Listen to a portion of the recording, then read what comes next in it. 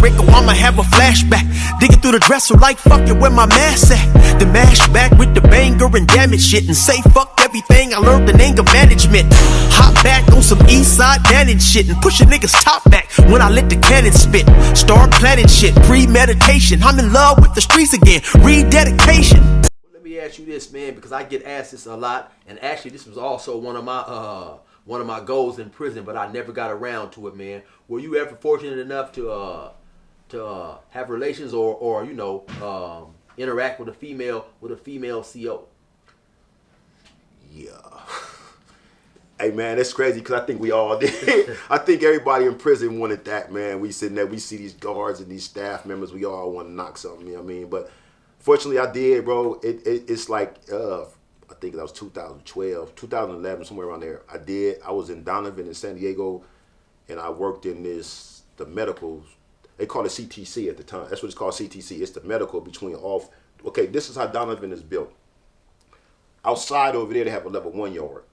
And then that's over there, that's separate. Then inside this gate, you got 4 yards together. You got 1, 2, 3, 4. Most prisons got their yards listed alphabetically, A, B, C, D. Right. I think Donovan do now. At the time, it was 1, 2, 3, 4. They was all level 3, so they had 4 level 3 yards.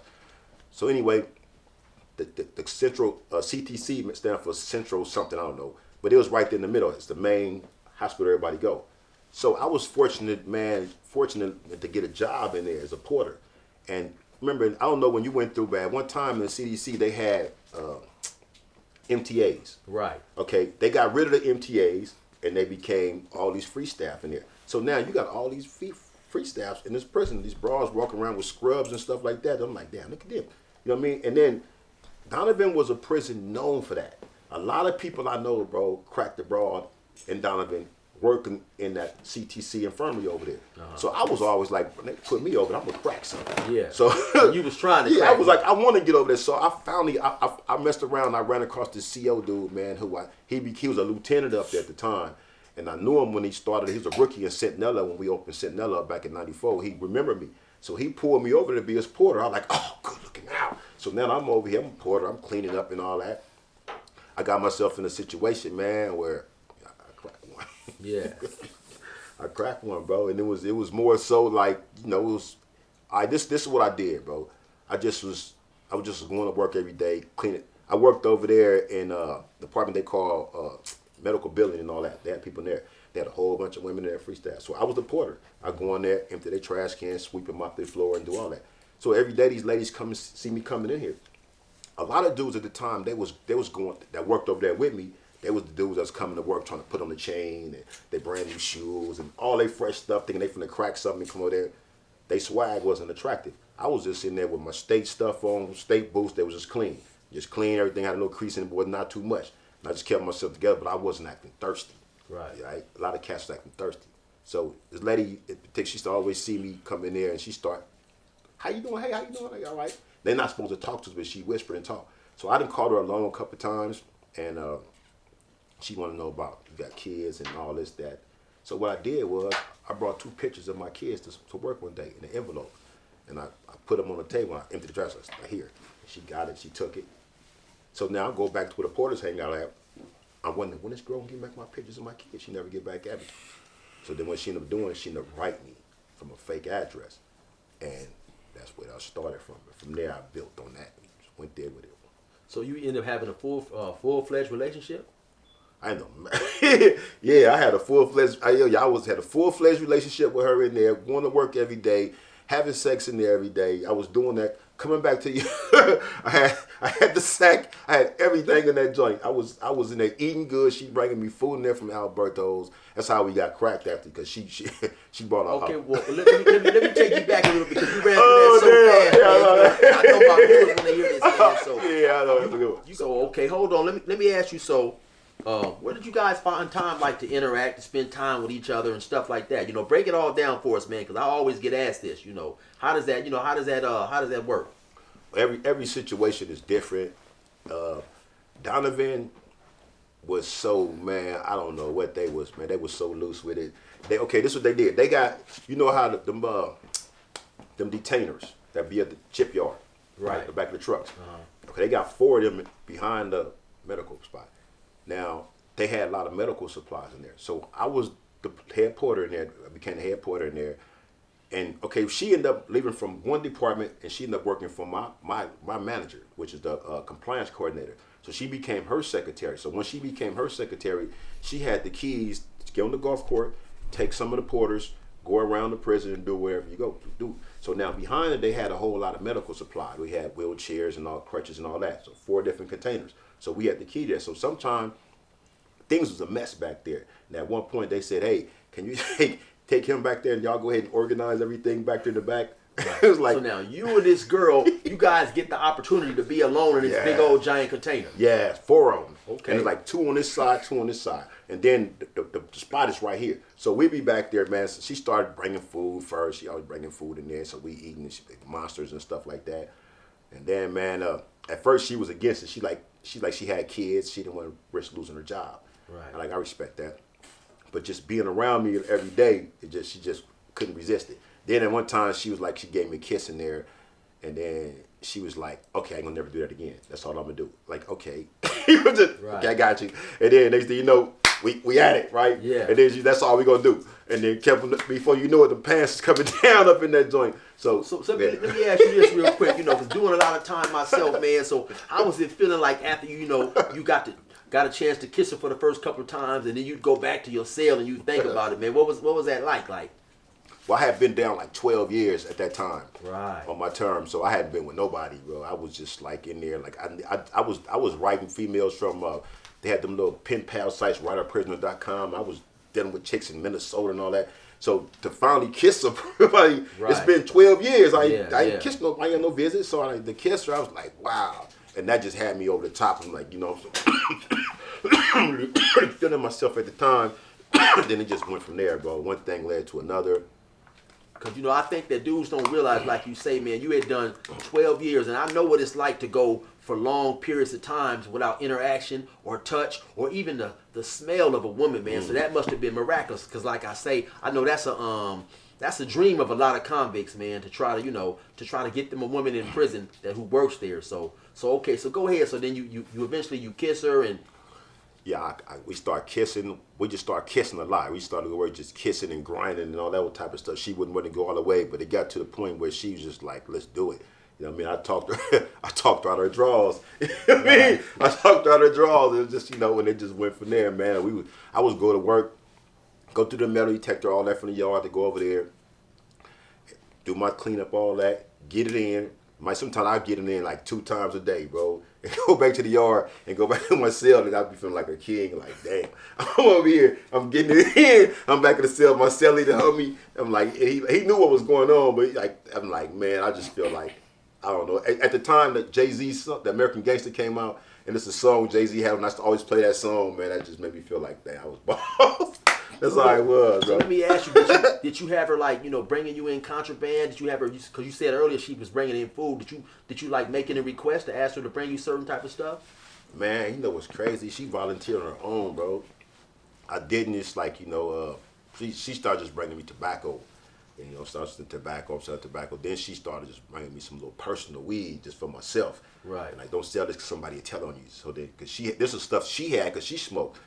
She surprised me when I got something for you. I'm thinking it's a sandwich or something. It's like, okay. I go to the office with her office. I'm like, oh, damn. Right away, I get that. Because she just had it loose. I go surround, we pack it up. And like, the damn thing with it. You know how we used to roll, man. But she started doing on her own, bro. But you know what I mean? And she always brought me that for personal.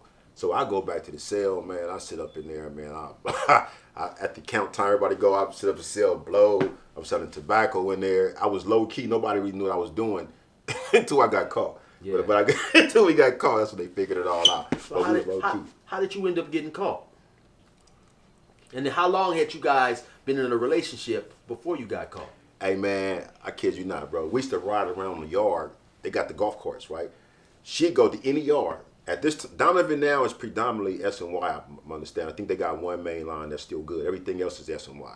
So we'd go to any yard, just me and her on the golf course, and just be going places. So things start getting sold to the point, bro, it was like she started slipping around other staff members and calling me baby. Say, hey, baby. I'm like, you slipping, great. And just so happened, other staff members was hearing this. Right. Just wasn't saying nothing. They like, hey, It's y'all business.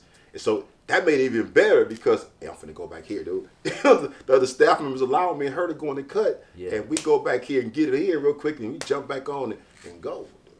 It's like, bro, man. So he was pretty much just having it your way. Yeah, he was having it your way. American dreaming. That's what Jay-Z said. I was American dreaming. I was like, I'm in prison. I'm on top of the world inside the joint. And at the time, though, check this out, though. I started a clothing line with her. This is my second brand. My first brand I started with her, which is Rated R Wear.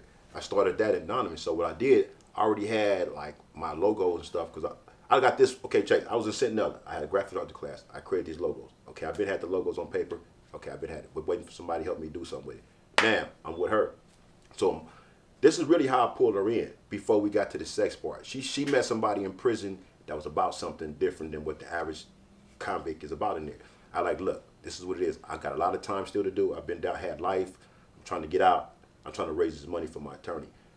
I got these logos. I'm trying to put on these t-shirts. I need somebody to help me sell it. I got some money and I slid her $200. I had some cash at the time, so I slid her $200. And that kind of pulled her in like, okay, like he's about something. So now, fast forward back up to speed. We got caught, man, because she got so carried away and got so comfortable with me in there. And I mean, to the point, bro, I'm right in her house. Right. I'm sending mail directly to her house. At first, we started out sending to her friend's house, and now she's like, oh, well, fuck it. So I'm sending it straight to her house, and she lived in San Diego. So now I'm writing her, and I'm calling her house collect. So now, when you writing her, are you putting her real name on this stuff? No. So strip this though. I created a whole fake name. I start calling her Sarah Perez or some shit like that, right? And I had some pictures that we used to order, get pictures of chicks from different spots. I had some pictures of this other girl, somebody gang, I don't know. But I had some pictures, and I just put all over my cell wall, just in case they came to the cell. I'm like, who was Sarah Perez? I'm like, her. It was some Puerto Rican chick I just knew. So I'm like, that's what it is. So I was representing pictures of this Puerto Rican chick as being her. Right. Just to cover myself. Right. So I wrote her under that name to her house. Like I said, I called her house collect, all that, bro. And went through all that, but she got too comfortable with it. And one day, man, she came to work, and she always brought me lunch. Started bringing me lunch. Brought me a Monster. Brought me a sandwich and chips. Now, okay, there's this room where all the porters hung out. It might have been like 5 or 6 of us. All the porters knew what was going on because she got to the point she started bringing stuff like all us in there porters. She brings stuff from Alberto's breakfast burritos. Hey guys, and now she got stuff for all of us in here. She got donuts and all that. And our staff member, he was a dude, maintenance guy. He didn't say nothing because that fool told me. He said, "Hey man, she like you. She try to get it." He said, "Tell me that." So he knew what was going on, but he just wasn't, ain't my business. Right. So one day she put this in a drawer. There's this 2 double doors that go to the back side of the hospital where they got like the patients and stuff at. People that's back there that's dying and crazy, mental and all that stuff. So the CEO, this black dude, had to be the brother. He just came down to Donovan from Soledad, and he was looking through the windows, and he seen her put this bag of food in this drawer where the porter's at. So what he go do? Tell another CEO. The other CEO come in there searching and everything. They find it and this that. So everybody they was like, who locker is that? They was like, we don't know. So now when this happened, I'm in the hallway, right here in the hallway. Got these little carts we push around. I'm stocking my cart up. Now, mind you, I just had sex with her early that day. I got blood and shit all on my drawers. I can't stand the search right now. So when I see dude in there searching, I go to her office in the front. It's like a little trailer. I like, look, they in there searching right now. They in there looking for this fool told on you. She said, sitting on us, say here. So she had the weed on her. I'm trying to cover her. Give me the weed. I get the weed. I take the weed. I shoot back to the yard. I go through the yard like I got off work, just bounce back to the yard anyway. Give it to my cellie, let the homies know. They might be hitting the cell, bro. Watch out. Get rid of this, do something with this, hide this, whatever. Put the phone up, all this sort of stuff. So then I go back to work. As soon as I go back to work, squad, ISU, snatch me up, slam me on the wall. Boom, boom, there we go, get him. Like I said, like I just shot at somebody or something. They snatched me up, and then I go to the hole for that. That's how we got caught. Right. So did they end up walking her off the facility, or? No, because when I told her that, she got on. When I told her that, she gave me the weed and got on. So now, but she came back the next day and talked to the squad sergeant in the parking lot. They talked or whatever, and they gave her the option, you can resign or we gonna fire your ass. And I think she let them go ahead and fire the way she was able to collect unemployment. But then she was blackballed for a while after that. She was hard for her after that for a minute. But that's, yeah. And I set up in the hole like 7 months. And so that was the end of that relationship. You never seen her again, huh? Oh, hell no. I got married to her. Oh, you married her? Hell yeah. I married her while I was in the hole. I'm sitting up in the hole in Donovan like, This will piss the squad off. I'm back in the hole. They fuck off my property because they mad because they don't know what the fuck we've been doing. They didn't catch us doing nothing. Right. But they suspect. I know he was doing something. I know she was bringing them contraband. And they're like, you don't got no proof for that. I didn't get caught with no contraband. Nothing. They try to work me on some shit like, yeah, we found a sandwich and it had some crystal meth in it. Like, yeah, right, dude. I don't know what crystal meth looked like. You didn't find no sandwich. We heard the sandwich she brought you had crystal meth in. Like, yeah, right. They try to run that play on me like, nah, negative. So they didn't find nothing. All they got is just me being over familiar with a staff member. Right. That's all it was. So they got mad. They broke my TV. I got 602s and stuff. I'm peeling this on it. I'm sitting back in the hole all this time. I can say 7 months. I suppose they had transferred up out of there, bro, way back. Then they used when the riot happened in Chino and the big riot on the West Yard. That froze me up. So I was supposed to have been with the Folsom, but that froze me up. But so anyway, while I'm back in the hole, one of the little homies was back there. He had a staff assault while he was on a violation. They sent him to San Diego County Jail. He just threw my name down as a witness, which I don't know nothing about his case, but he just put me out there to get me to the county. So when I go to San Diego County Jail for about 2 weeks, we get married behind the glass. Now I go back to Donovan. I'm still in the hole. So now I get back, I gotta brag. Yeah, I married her too. So now the whole prison know he married her. So squad is like, he married her. Oh, you had the fucker. I'm like, you see me fucker? You didn't catch me? Did you catch me doing something? What you talking about? You married her now? And it was this one brother, man. He used to act like he's a Don Moore around there, but he had to come to the cell and give him my props. He said, man, yeah, I know you was doing that, man. I ain't stupid. He's like, I ain't stupid. I know what you're doing, man. I ain't mad at you, man. I ain't mad So at you say it was a CO? He was a squad dude. Oh, okay. And he came to the whole, I'd be in prison, people before they become squad. Right. Like, you used to be my dorm officer. You was cool as fuck then. Now you know what I mean? So this brother like that, and he's always thought he was, I know he tried to be Skyline or whatever, but he was cool though. You know what I mean? He never sweated me. But then he told me that I know you was doing something. I just wasn't tripping. I ain't my business. I ain't mad at you, player. He say he talked like that to me. So like I said, we got married. While I was in the hole, I wasn't supposed to stay in the whole 7 months for no familiar with staff. I was supposed to have been out of there right away. You know what I mean? So I'm back there all that time, and then I go to Corcoran. We up there, conjugal visits. So she started to come visit you and all that type of stuff. She visited me there in Donovan. Wow. She was coming when I was in the hole. So when you was in the hole, she was coming to see you. Yeah. So did she say they was protesting and giving her a hard time? Yeah, they messing did. With her? They did in the beginning, bro. They did in the beginning. They had put a sign up on the visiting thing, had her face on it. They said they had her face up there like she couldn't come in there. They said she took the walk of shame. And then when she started coming up there, she got approved, and they started running doing the harassment. All the COs that knew her started dropping comments saying stuff about her, hating. She was Hispanic, you know what I mean? So the Mexican one like, oh, you with this brother, you with this loser, you's a loser, you with this inmate, they don't come and talk, but right. She didn't give a damn. She was coming up there. I was getting visits behind the glass, one in the hole, until they transferred me up out of there, and I left there and went to Corcoran. So you was really living the convict's dream up in there, huh? Yeah. Met you a woman up in there, you got married and everything, man. Hey, that's crazy. So about,